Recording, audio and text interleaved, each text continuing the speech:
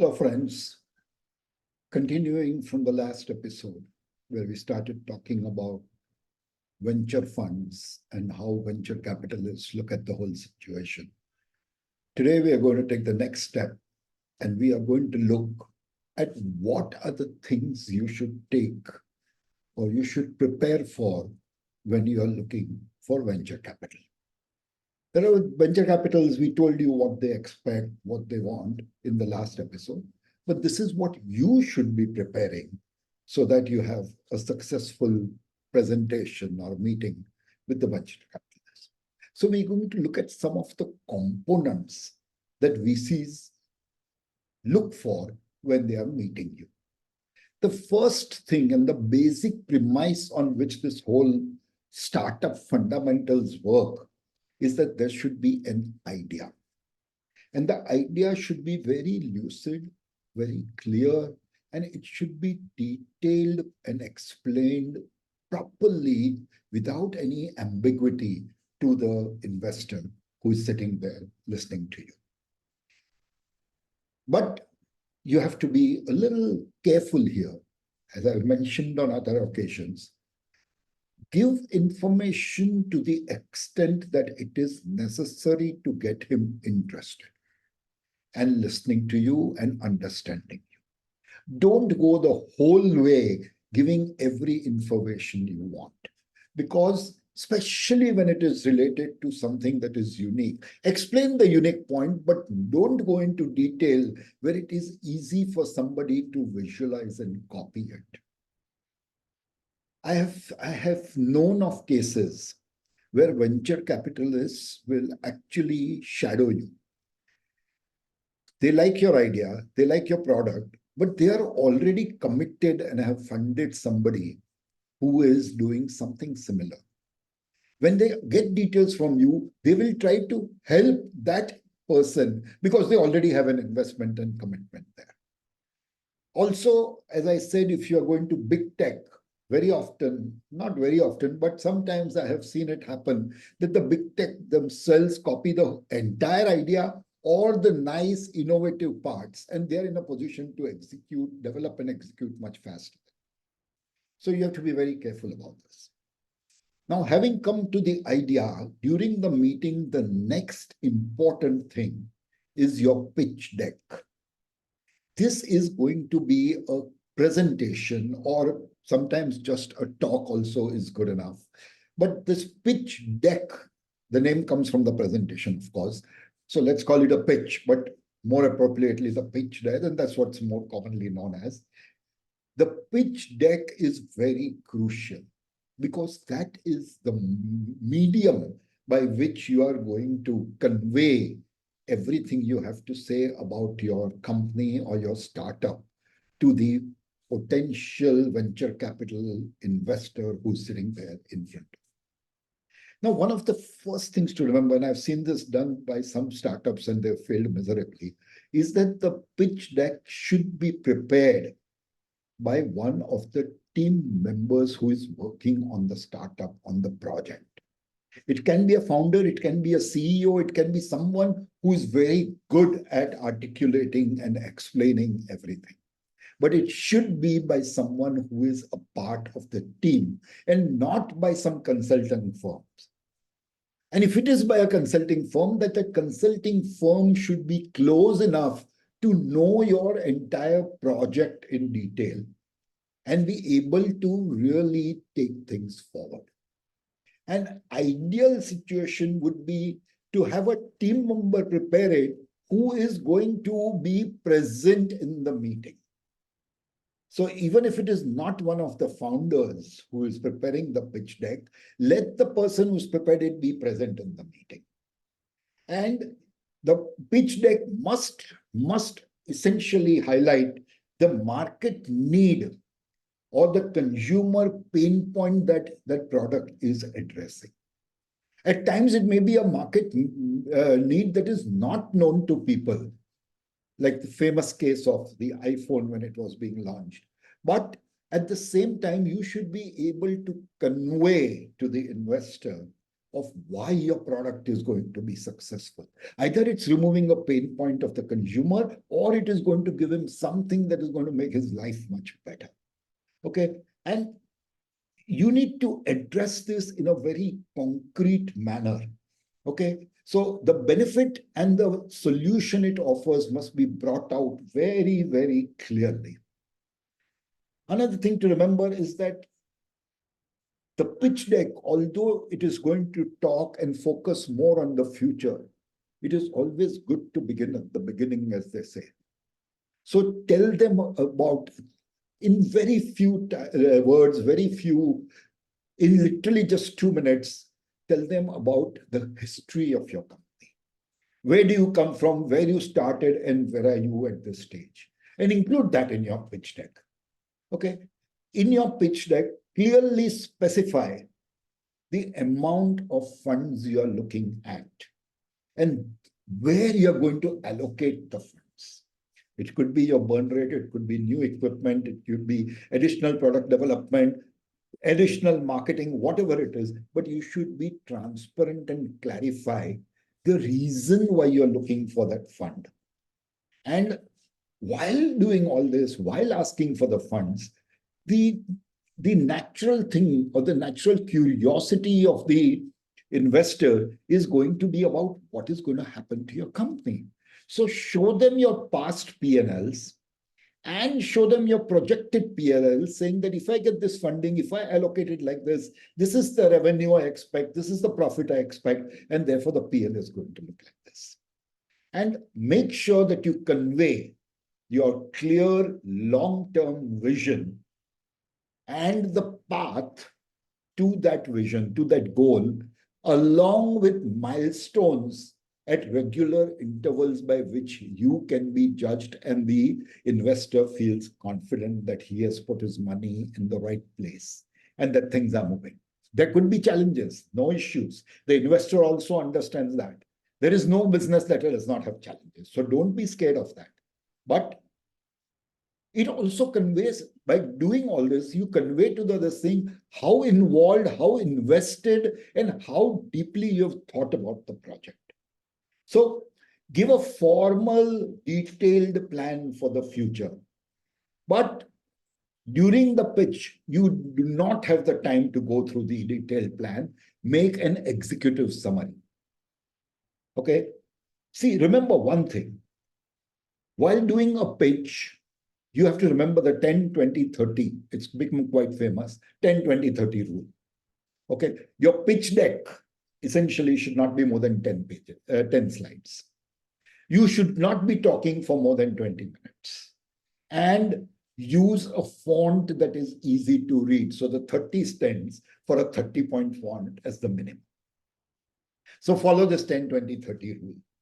And be ready to offer a product demo if the investor asks for it.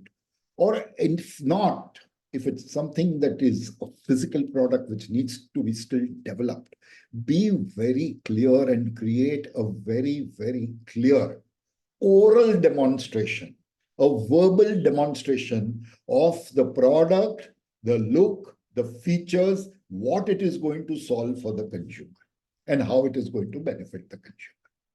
So a product is finally, at the end of the day, something that they're always looking at. And personally, as yourself who's doing the pitch, or whoever is doing the pitch, while presenting, be calm. Get excited about the product, but not in such a way that you start missing steps. Be very calm, be very articulate. Make sure that you are focused on your vision. At that time, don't think just money. There are things beyond the money which will get you the money. So be very focused on your vision. Be very honest, even about the challenges you are anticipating in your path to your vision. If you are going to show that there is no challenge whatsoever, trust me, if I am there, I will tell you that you haven't done your homework. Because I don't think there is any startup that can start without challenges. So be sure that you are very honest talk about the challenges, no harm in it. Even the investor understands that you are going to face challenges. Maybe he has a solution to that and therefore is more willing to help you. And be full of integrity when you are presenting. No hanky-panky of any kind. Be assertive and confidence. A lot of times I know, and I know that the investor does it on purpose at times, they will question your assumptions. They will question your predicted targets. They do this to check how well you have done your homework. So be assertive. If you have done your homework well, be assertive and tell them why and how you reach that number that you are presenting to them. It's very important. These are the points you have to remember when you are talking and presenting to them. Follow up after the presentation. Stay in touch with them. With one or more of the investors, especially from the people who are in the room. Okay. The next thing you need to present to them is a term sheet, because the terms have to be mutually beneficial. So you need to present them with a term. It must include details of the funding required. It must include what is the management and corporate governance structure within your business or startup. It must give the investor liquidation and exit options. Because at any time, if the investor needs the money for another project or feels that you're not doing well enough, he should have a clear-cut idea of how he can liquidate and exit from the project.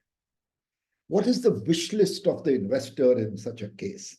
The first thing is they want the best ROI. Nothing less than 30% is going to work for them. So at times, nothing less than 50% will work for them. At times, they want 100% return within 5, 7, 10 years. Okay, so they want the best ROI. Because for them, at the end of the day, this entire business is a business of risk and reward. So they need the best ROI. They need favorable terms. If they're giving you money, they need favorable terms. They must get an equity where when they are exiting, that stake is enough for them to make some money, or the kind that they're looking at. And they're looking for very simple exit and liquidation strategy and options. Most VCs will look at a 7 to 10 year period to really get back their money with good profits. In the case of angel investments, this period goes down drastically. By the way, it would be something like 5 years, not 7 to 5 also may not be there, maybe 3 or 4 years. Okay. So you have to be able to differentiate between the two when you're talking to an angel investor or something. But at the same time, this term sheet should also take care of the interests of the founder. Okay, so the founder should get the best deal, the cheapest money possible. Make a minimum equity possible and get the maximum money. You should always make sure that you retain control of the venture. Don't agree to terms where the VC can take control of the venture. And it should protect all the interests of the founders in case of equity or whatever else that is required. So after all this, after you have presented your numbers, your P&L and everything, the VC is naturally going to do a due diligence to check whether you've given them the right information. So you should, for preparing for the due diligence, if and when they ask for it, allocate one specific team member, just like for preparing the pitch deck. Maybe the best idea would be the same person doing it, if he's capable and if he's knowledgeable enough. And let that person prepare the entire data or file or binder, whatever you want to call it, to be presented for the due diligence audit. Prepare a checklist of the items you want to include in the due diligence from your side. Take a step forward or take a step in the right direction. Sit down with the investor, somebody from his team who's going to do the due diligence. Ask, and there's no shame or harm in asking this. Ask them what specific data would they be looking at so that you can prepare it. In fact, it's a positive signal from your side. Okay, so be sure to include the needs of the investor. double check all the data that you are submitting. If you make a mistake, afterwards explaining is very difficult and more often than not sounds like an excuse or a correction only because an error has been found. You don't want either of those cases. So double check, triple check if necessary, preferably by somebody other than the person who prepared the data. Because the person who prepared the data tends to assume he's done everything right and therefore doesn't care. And prepare a detailed file which you will keep with you in case the investor or his team member wants to take a hard copy of all those documents. You should have it readily available to give it to him. So prepare a nice file which contains all the documents, well demarcated, well established, and well arranged so that that person can see it very simply. Now, something that's important when you are in the meeting, you have to talk because that's what you're there to do, but you also need to listen. And generally, my advice has been to listen 60% of the 40% of the time and to talk only 60%. Don't just go on talking and talking and talking. That's not right because that guy might have questions which you need to listen to and answer. So get the ratio right. It should be 60-40 at best. And that 60% of the time that you are going to talk should not be more than 20 to 30 minutes. How does this come? This comes from the fact that a typical pitch period that you will get, I'm not talking of the TV pitches that are happening on Shark Tank, but in real life, the typical pitch period you will get will be anything between 45 minutes to 1 hour. So your talk time should be roughly 20 to 30 minutes so that they have enough time to think and ask your questions. So when you are talking of a 1 hour appointment slot that you have got, trust me, 5-10 minutes goes in hello, hi, bye, blah, blah, blah. So basically we are dividing that 50 minutes, 45 to 50 minutes into a 60-40 ratio. Okay, be curious. You are presenting, they are definitely curious about what you have to say and what you are developing, but you too should be curious. Ask questions whenever you see an expression on their face or a query is coming up and challenge conventional wisdom. It is very important that you are going to do something different. So challenge convention. Don't name drop. You may have presented to the best VCs who have told you to go back to them. Don't name drop. That is one thing that puts off everybody sitting in there. And keep it simple. Don't use too much technical jargon. Let it be simple where a layman, the VCs may not be laymen, but do it in such a way that a layman will understand very clearly and stay focused on the objective. Don't take everything very seriously. Don't take yourself very seriously. Laugh, smile. Maybe if there is a chance, pass an honest joke. Okay. Defend your assumptions. As I said, if you have done your homework properly, you should be listening. Share your plans and your goal along with the milestones. Avoid grandiose statements. Don't say that, oh, this is going to replace Facebook. We all know. Okay. Don't skip mentioning the hard part, which I've already told you. There are challenges that every business has. Okay. And let your passion shine. VCs love entrepreneurs. They love entrepreneurs, especially when they are creators, when they are dreamers, when they disrupt, and most of all, people who are willing to take risks. That VC is there in the business because, as I told you, it's a risk and reward game. They are taking a calculated risk and they like risk takers.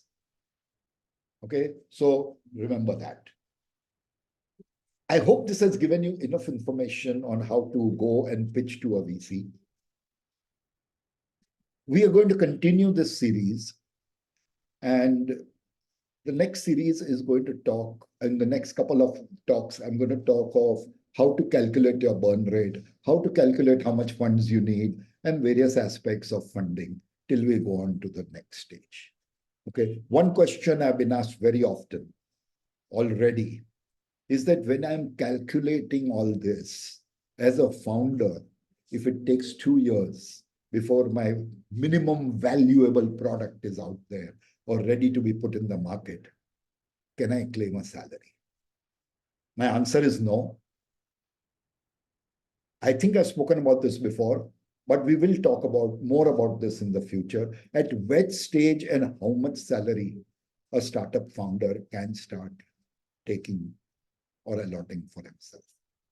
So in the meantime, do enjoy this. Do like the video or the talk, either on Spotify or on YouTube or on Facebook or on LinkedIn. As I said, LinkedIn, I've crossed 2,000 followers, for which I'm very grateful. I'm hoping to reach the next milestone of 5,000 followers as soon as possible. So please help me, do support me in this, and have a good day. Bye-bye.